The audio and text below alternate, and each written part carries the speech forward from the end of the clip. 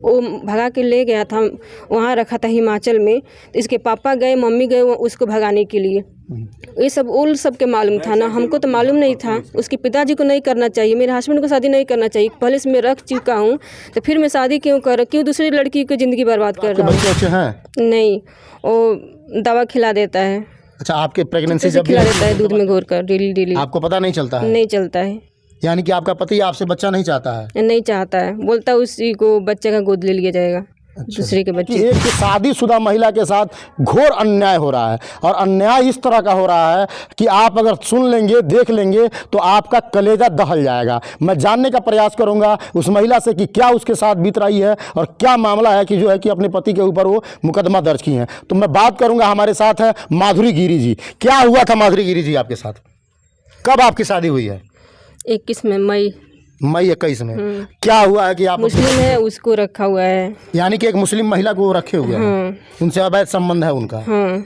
अच्छा, आप इस मामले को कब जानी? मैं गई 2 महीने पहले गई थी, आंध्रा ले गया था, उसको भी ले गया वहाँ। उसके पिताजी ले गए थे गोरखपुर तक। उसके पिताजी गोरखपुर तक आपको लेके गए थे? हाँ, वहाँ से वो ले गया। अच्छा, आप पूरा मामला बताइए, कैसे क्या हुआ था? उसके पिताजी कैसे आपको लेके गए? उसके अगर शादी था उसकी सिस्टर का, छोटी बहन का, तो नहीं बुलाया। उसको मालूम चलेगा तो पुलिस लेकर आएगी। आप आंध्र प्रदेश पहुंची, उसके बाद से क्या हुआ? बोला कि इसके साथ रहना तो रहो, ना तो बुला लो अपने मामा को, चली जाओ। फिर भी मैं रह रही थी, 2 महीने तक रही। क्योंकि मेरे पास फ़ोन नहीं था कि मैं किसी को फ़ोन करके बुलाऊं। यहाँ अकेले थे वो लोग, 2 आदमी थे। वो भी मारी थी, वो दोनों मारा था। तो आप उस महिला के साथ रहती थी? हाँ, रही, मजबूरन थी। मैं उसके साथ रहना नहीं चाहती थी। आपके शादी के पहले से उस महिला से उससे संबंध है क्या आपके पति? होगा, हमको मालूम नहीं, शादी से बाद मालूम हुआ हमको। अच्छा, शादी के कितने दिन बाद आपको मालूम चला कि आपके पति जो है कि किसी गैर महिला के साथ जो है कि हैं? 2 साल के बाद मालूम चला। 2 साल के बाद मालूम चला। 6 महीने तक सही था, उसके बाद कहीं कहीं शक होता था, मैं कन्फर्म नहीं था। कन्फर्म 2 महीना पहले हुआ। अच्छा, शादी को आपको कितने साल हो गए? 3 साल हो गया। 3 साल। अभी वो दरवाजा बंद करके फिर जान से मारेगा वो। देखिए यहाँ चक्कू का निशान है, यहाँ ब्लैक सा है। वो दोनों मिलकर मारा। अंदर में बोला कि यहाँ कोई नहीं आएगा, तेरा कोई बचाने वाला नहीं है, नौकर बन के रहना है इसका, तो रहो नहीं तो जाओ।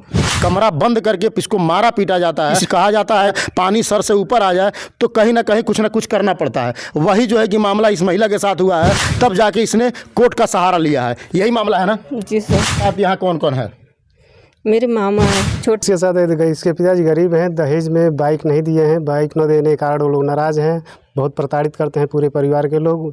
बार बार मारने का प्रयास, हत्या का प्रयास करते हैं। सबसे बड़ी समस्या ये है। अच्छा। कई बार हत्या का प्रयास किए हैं ये लोग। अच्छा। मेन समस्या ये है कि शादी के बाद मुस्लिम लड़की से उसका अवैध संबंध हो चुका है, इसलिए उसी को पत्नी बना के रखता है। अच्छा। और इसको जीवन से अलग करना चाहता है। कोई औरत बर्दाश्त नहीं कर सकती। ये आरोप आप जो लगा रहे हैं, ये आपने मुकदमा में भी दर्ज कराया है। हाँ। तो आप हमको ही बताइए कि वो कुछ दिन पहले जो है कि उसके पिताजी उसको घर से बेदखल कर चुके हैं। हाँ। ये भी बात सत्य है क्या? हाँ, ये बात सुनने में आया है। हम लोग देखे नहीं है, बेदखल का कोई पेपर देखे नहीं है। हाँ। पिताजी झूठ बोल रहे हैं, सही है नहीं जानते हैं, लेकिन पिताजी बचने के लिए करते होंगे। हाँ। लेकिन पिताजी भी फ्रॉड आदमी हैं, साथ में वो भी हैं, कानून से बचने के लिए बेदखल किए होंगे। हाँ। लेकिन वो लोग इसको बहू बना के नहीं रखते हैं। कहीं ना कहीं आपके भगिनी के साथ जो है कि अन्याय होता है। अन्याय तो बराबर होता रहता है, हमेशा दहेज की मांग होती रहती है, बेइज्जत करते रहते हैं, प्रताड़ित करते हैं। उसके पिताजी से मैं बोली कि बताइए पापा जी अब क्या होगा, ऐसे कर रहे हैं। मैं देखे अपनी आँखी से, महाराष्ट्र भी ले गए थे तो उसके साइड में रूम लिए थे, हमको साइड में। रात में उसके पास चला जाता था। मैं बोलती कहाँ गए, तो गए दोस्ती के पास। इतना घंटा रात भर था। हाँ, तो फिर मैं इसके पापा से बोली, कहीं उनका फ़ोन नहीं था। घर पे आई तो पापा से इनके बोली तो बोल रहे थे कि ठीक है मैं तेरे नाम में पूरा खेत कर दूंगा, तुमको सरकारी नौकरी लगवा दूंगा। उस टाइम बोल रहे थे। इस टाइम क्यों वो बेदखल कर दिए हैं? इस टाइम क्यों नहीं खड़ा हो रहे? जब हाँ, उसका सीमा नाम है, सीमा खातून है वो। अच्छा, सीमा खातून है। हाँ, और उसका मेरे गाँव के साइड में उसका घर है, उसका ससुराल है। उसके मम्मी पापा 2000 में बेच दिए। उसका पापा नहीं, उसके मम्मी 2000 में बेच कर चली गई, जो 5 साल के थी वो। तो अच्छा, उस महिला से उसके बच्चे भी हैं क्या? हाँ, उस पहले हस्बैंड है ना, उसका 2 बच्चा है, बड़ा आपके बराबर हो गया है। अच्छा। और उसका सास ससुर है।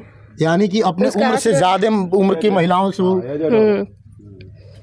38 साल की है वो। 38-39 साल की है, मैं 26 साल की। देख सकते हैं आप कि कहीं ना कहीं अपने उम्र से ज़्यादा उम्र की महिला के साथ उनका अवैध नाजायज़ संबंध है, और उस अवैध नाजायज़ संबंध के चलते अपनी पत्नी को दरकिनार करते हुए जो है कि ये मामला सामने आया है। मारते थे, पीटते थे, तो क्या उनका प्रत्युत्तर नहीं देती थी आप?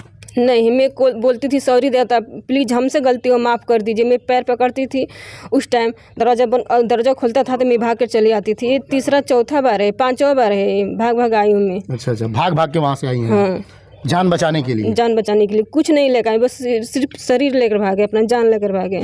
बाहर में ले जाके भी जान मारा के एकदम तैयारी रहना है।